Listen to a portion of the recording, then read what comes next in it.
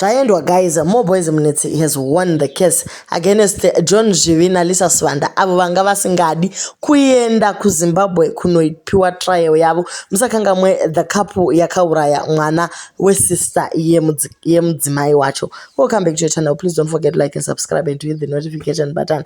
Musakanga mwe guys kuti pese patinoposta ndimunotanga kudzinzwa mudzi wane dziri kubuda mumastreets. So Lisa Swanda uyu nemurume wake vakauraya mwana vachita wekuzvina inonzi nemupini ndokupedza ipapo ndobva kwanzi mwana ari missing. Mai vemwana vakasvika pakuuya kuZimbabwe kuzobvunza kuti ko mwana ari kupi, mwana ndokuzonowanikwa kune imwe swambu kana kurwizi kuTegutu uko. So guys, vanhu ava vakabva vangotiza ndokubva vauya kuSouth Africa vakati iwa havadi kudzokera kuZimbabwe because they are going kundopuwa torture hombe.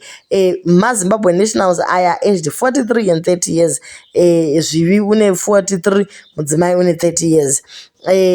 Vari married, murume nemukadzi sekudaro vatoriwo nevana nemhuri, asi mainini vanga vachengetesa mwana vakati ndimanye kuSouth Africa kunoshanda ndopota ndichitumira ko unongofungirei mwana wamai vako Naimi angakona kuchengetera mwana wako. Zvinhu zvacho zvinototi kutyisa nekusemesa. So vanhu vafara chaizvo when the judgment was given kuti yes they should go back to their country kwavakanokomitira that crime vonowana a fair trial ikoko. It has been assured kuti hapana torture inoitwa kuZimbabwe zvachose. Munhu unongosvika paya wakasungwa, uri kutransferwa kubva muvheni yekuSouth Africa, uri kuiswa mota yeprisons, uri kuendeswa kukoti, zvichinda zvakadaro. Hapana munhu anorohwa kwaunenge uchagorohwerwei. Chinonyanyoshamisa nevanhu vanokuvadza vamwe, kunyanya ivava vanouraya mhondi idzi, vanozvityira zvachose. Vanohwa kutya kwai tinotya kutochewa, tinotya kurohwa, tinotya this and that. Ko vanogotyei? Ivo pavaibata mwana vachicheka sehuku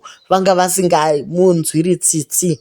Hapana tsitsi pavanhu vakadai guys. Vanofanira kupinda chikurubhi, muturo wangu vavharigwe, makiya arashiwe, chero muocean chaiwo mamasingafi akawanikwa zvachose.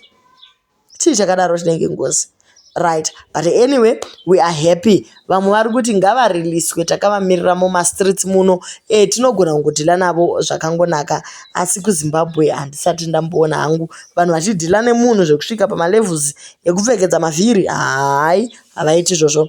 But tiri kungoti as a nation we are very disappointed nezvese zvakaitwa nevanhu ava, uye kuti vawana kudzokera kuZimbabwe zvinhu zvatifadza zvikuru kuti nyaya yavo ipinde mudare. Pauye mawitness, zvese zvingoitiwa nenzira yakangorurama, kwete kuti kwai unosiya wauraya hama yako umanya kuSouth Africa woti kwai jerere kuSouth Africa rinani. Ende unotoona kuti vasvika kukoti kwavanga vachiratidza kuva vakatopenya chikadzi icho chakatoita kuruka musoro kutoratidza kuti mujere mune rugare. Bodo guys, zvapera nhasi. Kana mamuchidya mavhorosi mujere, kemani kuchikurubhi uko kwamunonodya makabeji. Do leave your comments on what you think.